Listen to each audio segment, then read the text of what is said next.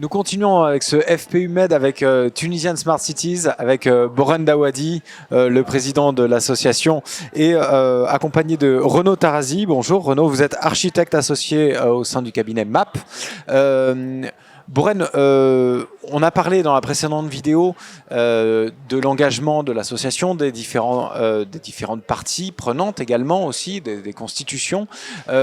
Mais on a parlé aussi de certains projets et notamment du master plan. Est-ce que vous pouvez nous en dire un petit peu plus sur ce master plan ? Alors, ce fameux master plan programmatique qu'on exige, entre guillemets, aux maires ou aux mairies adhérentes au programme Smart City, doit comporter, comme je l'ai dit tout à l'heure, un ensemble d'éléments, des éléments qui concernent l'ensemble des composantes d'une ville, donc énergie, eau, assainissement, urbanisation, espace vert, voilà, mobilité, déplacement, tout ça. Donc, voilà. Mais il doit comporter aussi un ensemble de projets.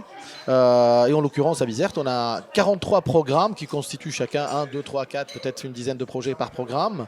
Et on a essayé aussi à travers cette expérience avec MAP de choisir un projet qui a du sens avec la loi sur les partenariats publics-privés en Tunisie, avec les offres spontanées.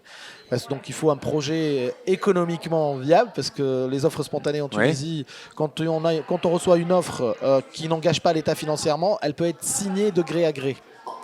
Et donc encore faut-il que l'État ne mette sur la table que le foncier.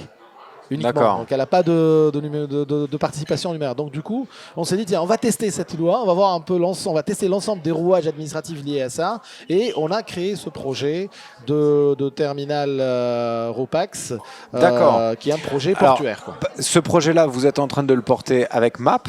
Est-ce que vous pouvez nous en donner les quelques contours de ce projet? Alors peut-être des chiffres clés. Allez-y, prenez le micro avec quelques chiffres clés, et puis surtout quelle est l'ambition architecturale de ce projet?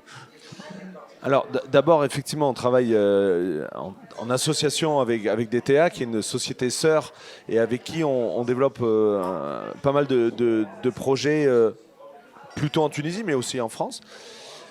La spécificité de MAP, qui est une agence d'architecture, mais aussi une agence d'urbanisme, c'est d'avoir de bénéficier aujourd'hui d'une grande expérience et une véritable expertise en milieu portuaire, tout niveau, et ça nous donne l'opportunité effectivement de s'engager sur des dossiers un peu comme ça, ex nihilo, d'aller proposer ce fameux partenariat public-privé dont parlait Boren. En l'occurrence, on va parler plutôt d'un projet d'urbanisme plus que d'un projet d'architecture, même si on a voulu, sur les images, il a l'air assez, lui donner, assez emblématique, en tout cas architecturalement. Exactement, un côté très emblématique, parce que l'image, ça compte aussi, et surtout quand on parle de port, un port, c'est pas toujours très sexy.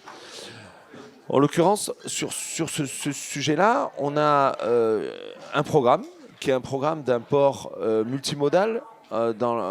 Aujourd'hui, les ports se sont beaucoup spécialisés. Il y a des ports minéraliers, il y a des ports passagers, il y a des ports de croisière, il y a des ports conteneurs.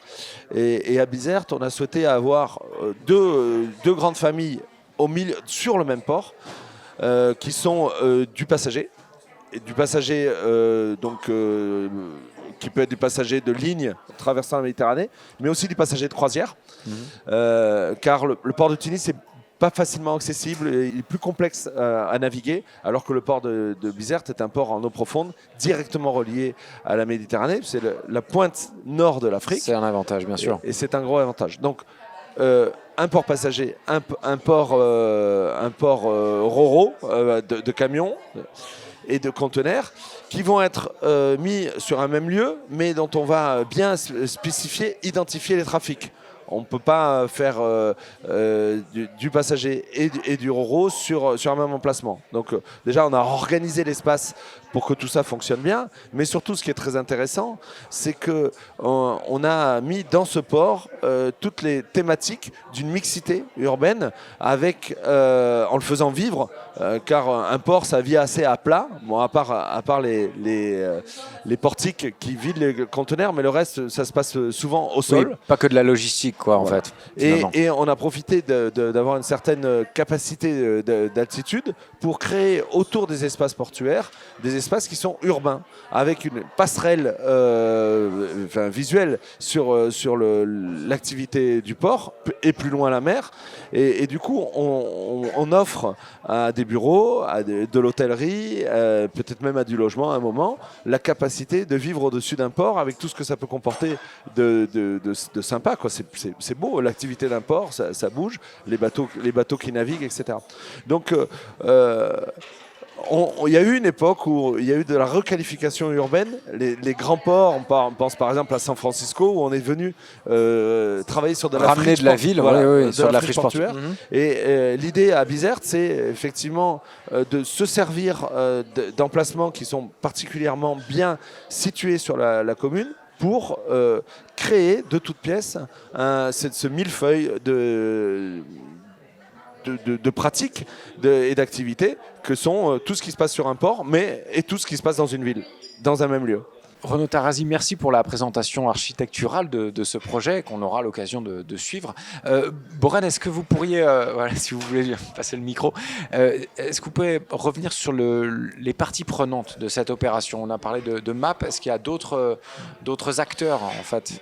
En fait, quand on parle offre spontanée dans le cadre d'un PPP, il faut avoir plusieurs parties prenantes. Donc dans les parties prenantes, il y a les architectes, bien entendu, c'est MAP et DTA.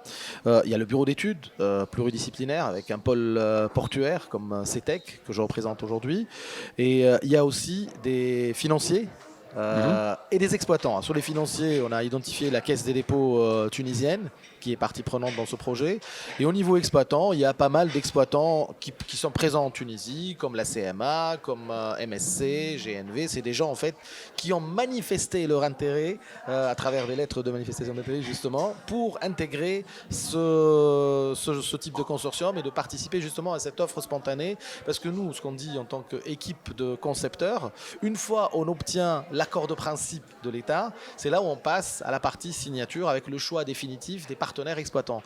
C'est nous qui faisons le travail au départ avec les autorités, les autorisations, les dossiers, les études sociales et environnementales, les études économiques, les études techniques. Et une fois on obtient l'accord de principe à travers une SPV potentielle, une société de projet potentielle, et ben c'est là où on regroupe tout le monde pour leur dire alors, vous allez vous engager à hauteur de combien et combien vous mettez sur la table. D'accord, ok. Borène Dawadi, Renaud Tarazi, merci beaucoup pour votre témoignage.